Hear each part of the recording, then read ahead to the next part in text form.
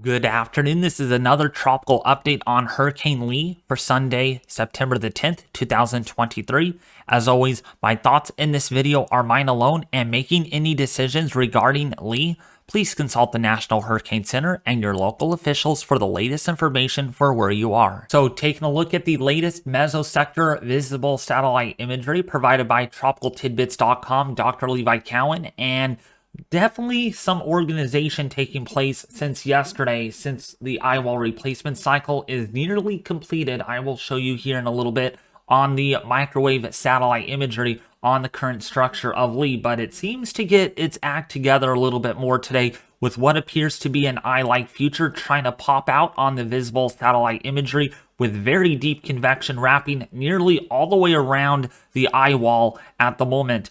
There is still some semblance of shear though, and it may not look like there's shear at all based on this imagery. But if we look down here near Puerto Rico, see these little cirrus filaments right here? They're coming in out of the southwesterly direction. We talked about this yesterday in the live stream and prior streams, how the shear would eventually be abating over Lee, and that seems to be the case today, but not entirely, as we do have some of these cirrus filaments that are still working their way toward the center of Lee, which means there's probably about 10 or 15 knots of southwesterly shear over the system. And not just on the outflow, while that outflow looks pretty good at the moment, that feathery white cirrus that we have, we also do have some mid-level shear, and you can see some of these lower cirrus cloud elements, how they're not fanning outward like the upper level cirrus flow, this is more likely being found at about 150 millibars above the surface. So even higher than these other cirrus filaments, which means there is still some shear. Even so, the system looks a bit more healthier today as the shear is decreasing a little bit. We're still seeing some asymmetry with the overall cloud pattern as well, so still somewhat restricted on the southern side with more enhancement to that outflow on the northern side of the system, which means, again, we do have some southerly shear at least of 15 knots at the moment, and we're still expecting that shear to kind of wane away over the next couple of days as the hurricane slowly begins to make the turn a little bit more to the west-northwest. Right now it's on a heading of about northwest at about 8 or so miles an hour. Slowing of the system is also anticipated. Looking at the IR satellite imagery too, just to show you how deep and explosive these thunderstorms are. A lot of pinks here on the western side, and even now wrapping around on the southern side. So this could be a sign again that the system is recovering from any shear that plagued the system, with now what appears to be a warming eye that we see also on the infrared with very dark colors here, indicating very cold cloud tops of at least -70 and -75 Celsius, with some bursts of at least -80 Celsius that we're seeing there, with a lot of lightning being also reported by a lot of the Recon aircraft, which means the system is trying to get its act together a little bit, but not going to be in a hurry here, because if we look at the water vapor imagery, this is a zoomed out view. Here's Puerto Rico down here, here is Hispaniola, and here is the Bahamas, and you can see where the system is. Here's the Leeward Islands up down here to the south. So the system, it has a good outflow, and we can see the feathery white cirrus kind of moving outward in such a way that the system is able to exhaust a lot of that heat in the upper parts of the atmosphere to fan it all out. That's just how hurricanes work, right? A lot of this deep convection is actually warmer than the surrounding environment, and then it wants to move outward because warm air is less dense, and when it hits a capping inversion really high up here, the cloud tops want to flatten out and they spread out to get rid of all of that heat. That's how thunderstorms actually work.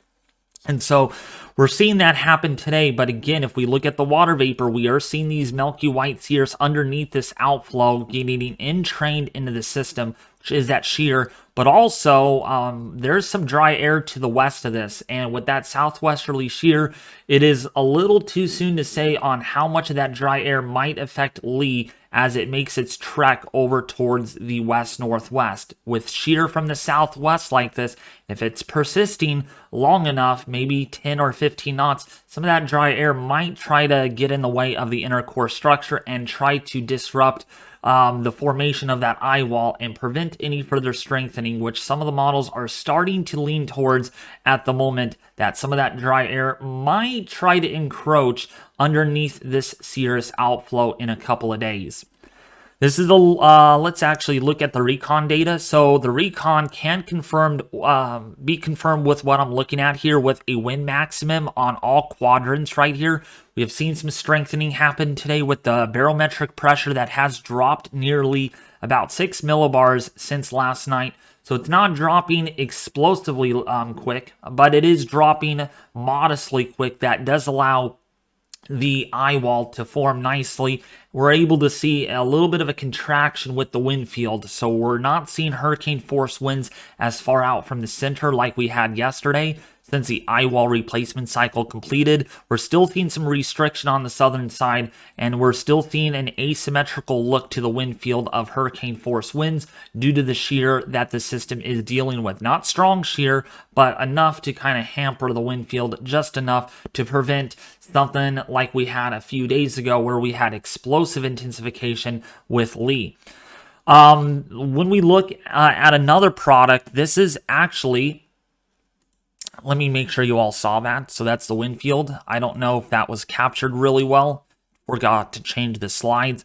But here's a look at another look at the wind field from the Recon aircraft that flew through Lee just a little bit ago. They found that the eye is pretty big here, and when we update this, we haven't gotten any more hurricane force winds. The Category 2 force winds do expand a little further out now, out to just over 25 miles out. We have Category 1 force winds that expand nearly 75 miles out on the eastern and northeastern sides.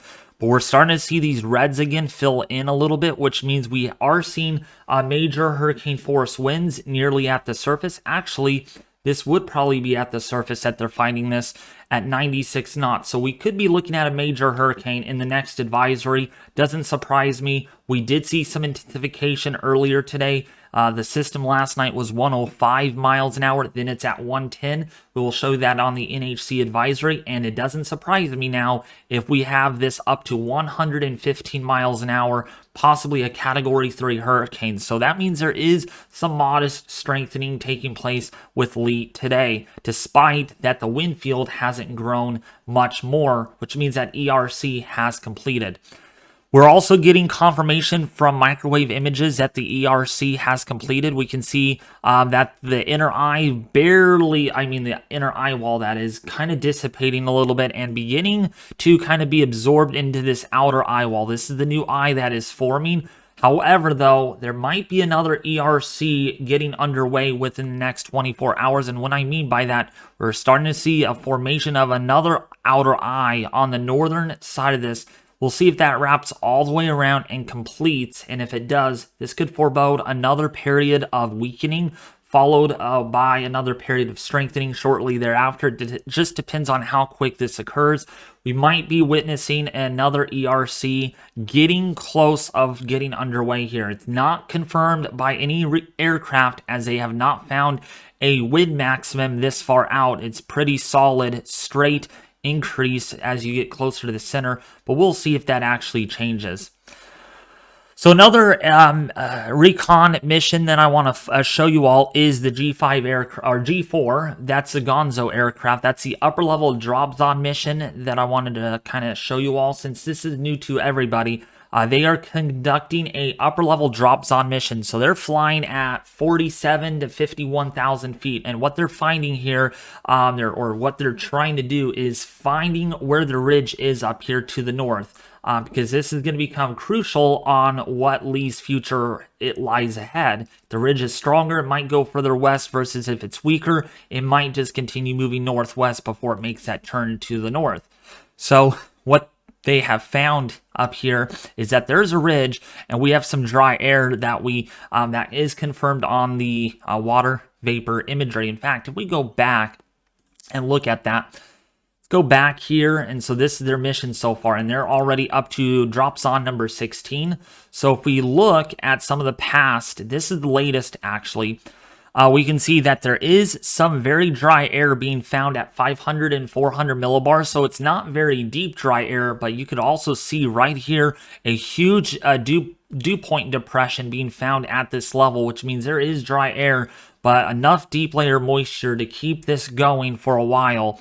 And while there's not much shear here, there is a little bit of hints of southerly shear, because when you draw the vector, we got southeasterly flow here, and in the upper levels, we have more southeasterly flow. You draw the vector between these two, you get southerly shear out of the south at around 15 to maybe even 20 miles an hour. So there is shear that the mission is finding at the moment. So let's try to see one more drop zone mission. This is drop zone number 14. We got some dry air, but if we go to drop zone number 12, again, that's right here for the thumbnail for reference. So let's click on that.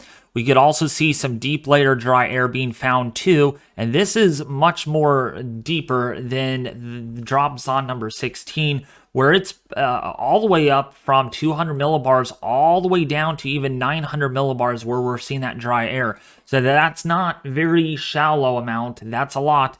And if we get any of that entrained, because again, we have the flow, the steering flow here for the system is mainly being governed out of the northeast. So the system wants to move towards the southwest, but we got this upper level flow out of the southwesterly direction. So there's a competing flow here of southerly and southwesterly shear of about 15 to 20 knots. In fact, this is much stronger shear being found on the northern side. So we'll see how that impacts Lee tonight. But as far as I can see here, there's a lot of dry air off towards the west of the system, and any shear there is, that dry air could be shoved into the inner core eventually.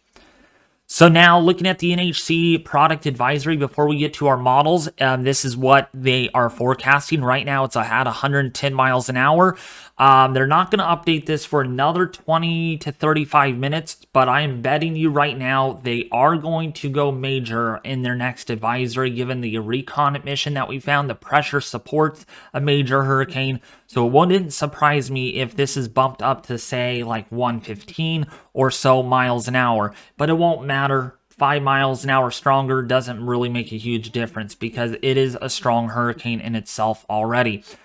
The system is going to continue to move off, and you'll see this on the GFS and the ECMWF, the Euro model, that the system is going to now likely move continuously in this general direction to the west-northwest, with a slowing of the hurricane in the next couple of days before the turn happens to the north. And we're now a little bit better certain that the turn might occur a little sooner rather than later, putting the northeastern seaboard at lesser impacts of this hurricane. And there is now ensemble agreement that the system might clip the eastern side of Nova Scotia now. So we have seen a trend today towards a system that might favor eastern Nova Scotia than, say, western Nova Scotia and eastern Maine, that whole area. We'll look at the GFS here in a second, but the chances of tropical storm force winds are rapidly increasing on Bermuda right now. There's a greater than 30 to 40% chance of tropical storm force winds by Thursday evening, as again the system makes the turn to the north earlier rather than later. And right now there is very little in the way of impacts expected for the Bahamas, which is good news for a lot of you that are living down there. There's good news that there won't be significant impacts, but the surf, we're going to see some high surf out of this, because again, the wind field is larger with Lee, and it is still a pretty potent hurricane. So surf emanating out of this could be a really big problem. Surf that could reach 10 to 15 feet high, and then eventually this moves north. The surf will spread along the eastern seaboard with no serious wind impacts or rainfall impacts out of this, since this will be far enough east off the coast of the eastern seaboard of the Carolinas. But still in all, make sure you are staying away from the water for early next week as that surf makes its way and arrives. These easterly swells, that is, from the system.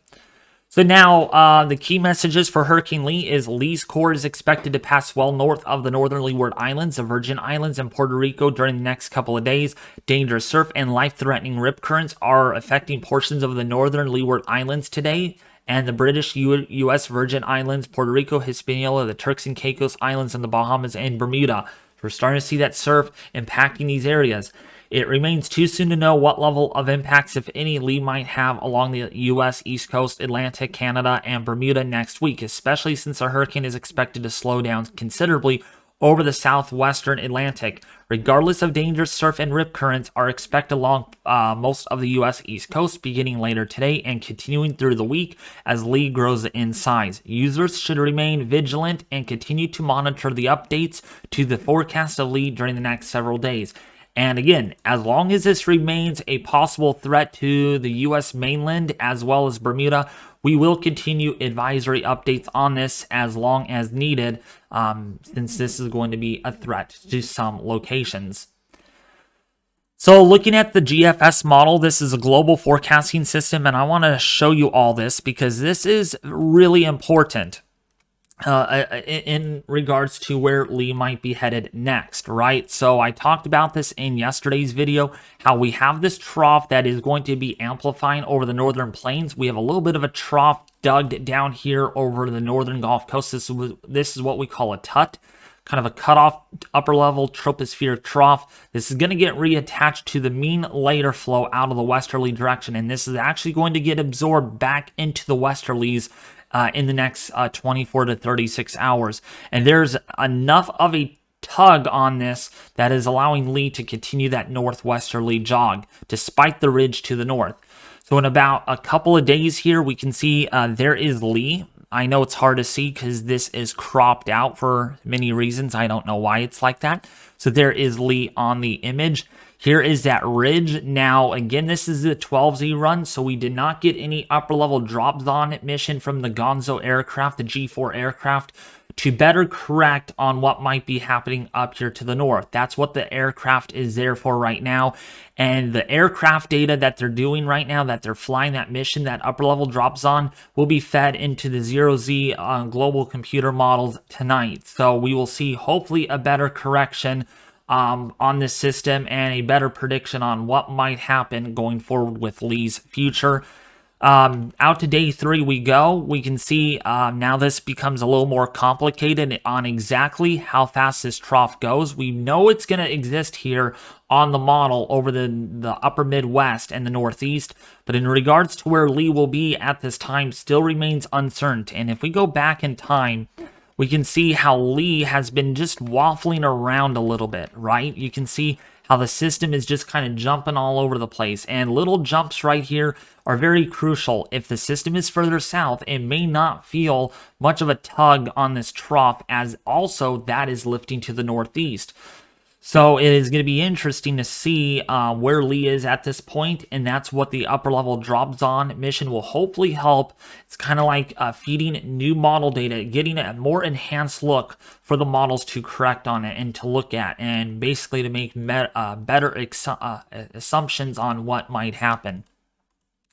So that's day 3. Day 4, the system gets closer to Bermuda here. This is, by the way, for Friday, or Thursday night, the end of the week here. We have a very strong, powerful hurricane moving just to the west of Bermuda. And yes, this is close enough to bring tropical storm force winds to Bermuda in itself. Maybe hurricane force wind gusts. So even so, yeah, the center may not likely impact your area.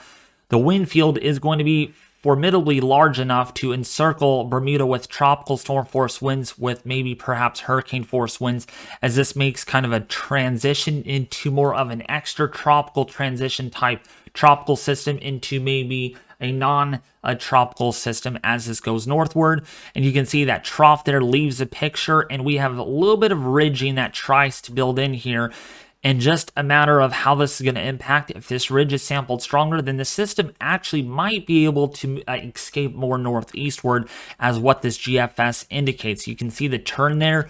Still getting very close, though, to the northeastern seaboard of New England on the GFS, with a impact here that could be over western central Nova Scotia. Some of the model runs here are really wobbling around, and in such a way, we're seeing this system actually trend further west. We'll see if that trend continues in later model outputs. And if that does happen, we will have to do more updates, certainly, and go live on this when a landfall does occur. Yes, I'm not ignoring you all in Nova Scotia. that's close enough to the US where we might have to initiate a live coverage stream on that. The good thing is this is going to be moving through fast, so it's not going to stall out and dump copious amounts of rainfall, but there will be impacts. On the Euro model, we can see how this all shapes up. Again, the Euro model is a little slower, and we've talked about how this has been just a huge nuisance problem with the GFS being faster and the Euro being slower. There has not been a clear correction yet between these two models. The Trough 2 is also a little further to the west on the Euro. And so again, hopefully the Gonzo aircraft will help see that trough or better correct the models so we get a better emphasis on what is going to happen. And that goes northward and clips right where the GFS has it here. But this is for Sunday, while the GFS once again has a landfall nearly a little sooner, not as soon or as the Euro. The Euro still has this later by Sunday afternoon, whereas the GFS wants it making landfall by Saturday night. So still kind of a 18 to 24 hour difference among the timing, exactly where and when this is going to make landfall. Still some model guidance spread with that. All right, now I wanted to show you all the Spegtti plot, and then actually, you know what? Let's actually look at the hurricane models really quickly. Let me get this all set up. So now, as far as how strong could Lee get from here on out before it encounters shear? Well, if we look at the 200 millibar flow map, the flow chart, we can see again an outflow, the feathery white cirrus that we saw, really well indicated here on the upper level wind chart on the HAFS A model, which is a hurricane specialized model. This outflow looks to be restricted still, so we're not seeing outflow in all quadrants where it is going to likely help to exhaust that warmer air in all quadrants. Still going to be tough here, and it's going to be a close call on how strong can Lee get over the next 24 to 48 hours before the background flow. See this westerly flow out off over Florida and the Bahamas. That's going to eventually inject a lot of shear onto the system and some dry air. And you'll see that here. Once the system moves north, we can see how the pressure starts, going up, because now this is encountering westerly background flow with the outflow that is pretty well restricted, mainly on the northern side. We're not even seeing any outflow at all on the southern side. So interesting enough. And this will likely undergo a lot of weakening as it goes north, because now we have a pretty good outflow channel. Now this could be constructive or destructive. In one sense, it could be constructive because this flow right here is actually undergoing baroclinic extratropical transition, as we see here. This good outflow channel, nice good ridge on the back side of this, with nice good tropospheric or barotropic troughing at 200 millibars encroaching underneath. So it's kind of like digging this trough. And so we have something that looks like this, that undergoes some baroclinic deepening as it goes northward. And that's why the wind field could expand quite a bit. So now let's take a look here at the track guidance. We're going to use the GEFS, the Global Ensemble Forecasting System, and still a little bit of wiggle room here. More of these members want it near Maine. So it's going to be interesting on how this all evolves. So more of a spread is still going on here, really far out in time, but most of the spread is right over Nova Scotia, again, between Saturday and Sunday of this coming week. Not today, but next week, about 7 or 8 days from now, we can be looking at a landfall over Nova Scotia and over Maine. The intensity forecast with Lee is pretty much straightforward. We're looking at, again, some modest strengthening, not a whole lot here, probably a low-end Cat 4, maybe just a Cat 3 hurricane. Doesn't surprise me if the NHC makes further adjustments downward of this. So my intensity forecast for that reasoning calls this to remain a Category 3 with winds up to about 125 miles an hour, maybe scraping 130 briefly for a few hours, maybe about 12 hours, before the hurricane begins to weaken gradually as it makes the turn to the north with increasing shear and dry air. Alright, well everyone, that's going to do it with this video. Thank you all for watching, and I'll be back with you more on Tuesday with another update on Lee.